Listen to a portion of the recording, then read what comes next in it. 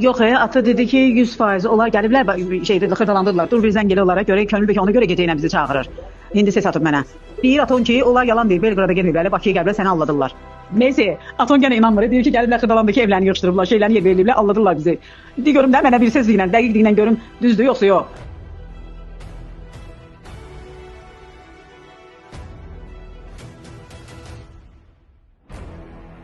Sabah xanım gələrsiniz bizə.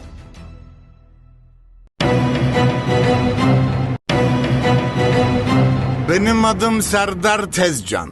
Dolandırıcılar kralı.